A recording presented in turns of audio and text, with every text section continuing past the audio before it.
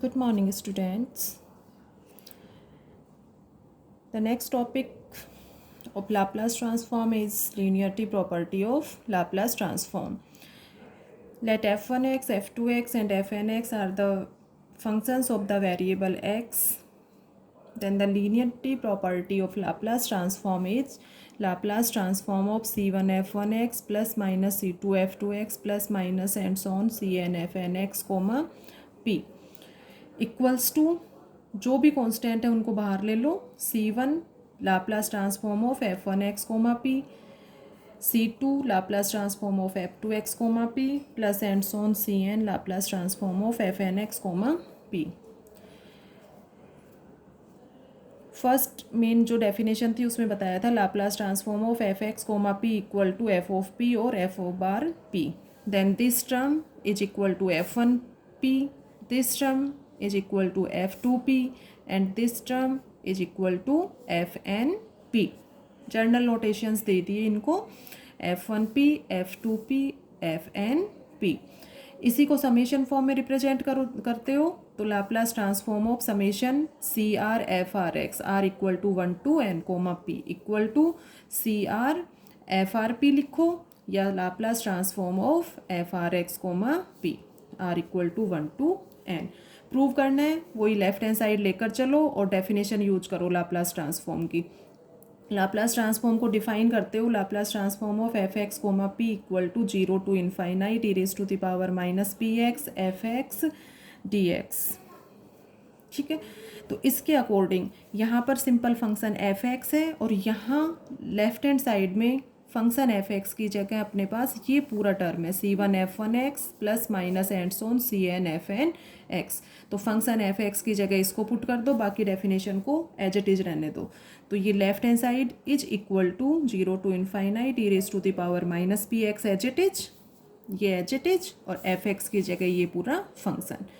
ठीक है, और एक्स के रिस्पेक्ट में इसको इंटीग्रेट करोगे. कॉन्स्टेंट जो टर्म है उनको बाहर ले लो और इंटीग्रेशन एक्स के रिस्पेक्ट में है तो एक्स से रिलेटेड जो फंक्शन है उनको इंटीग्रेशन के अंदर ले लो. तो 0 to infinite f1x e raise to the power minus P X D X, c2 बाहर हो गया, ये टर्म हो गया. इसी तरह cn बाहर ले लो और 0 to infinite e raise to the power minus P X F N X D X. तो इस तरह से ये n टर्म्स हो गई यहाँ पर. अब लाप्लास ट्रांसफॉर्म की जो डेफिनेशन है उसके अकॉर्डिंग रिवर्स पार्ट में यूज कर लो.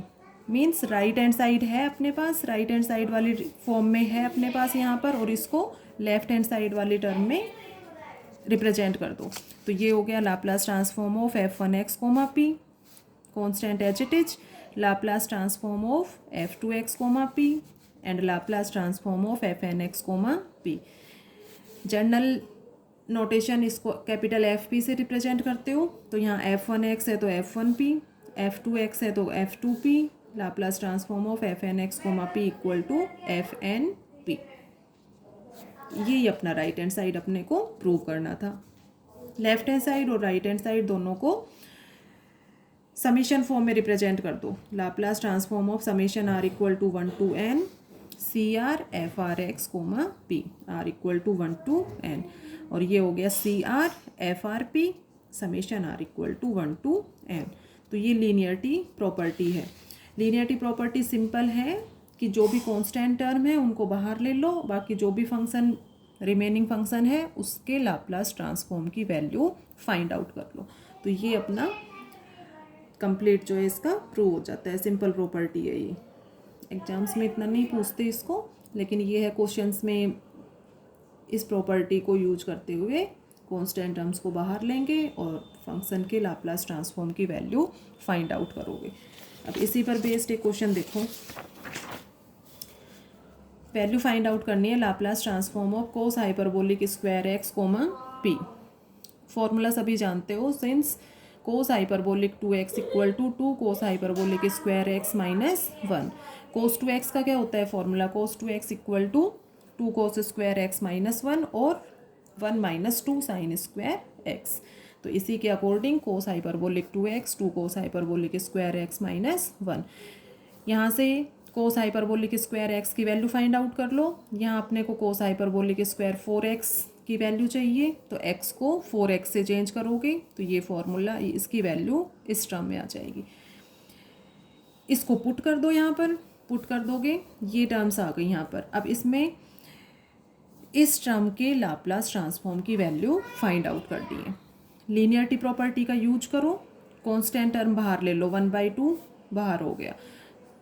टोटल टर्म्स हैं यहाँ पर कोस हाइपरबोलिक 8x और ये 1, तो सेपरेट कर लो इनको। तो Laplace transform of cos hyperbolic 8x, p and Laplace transform of 1, p।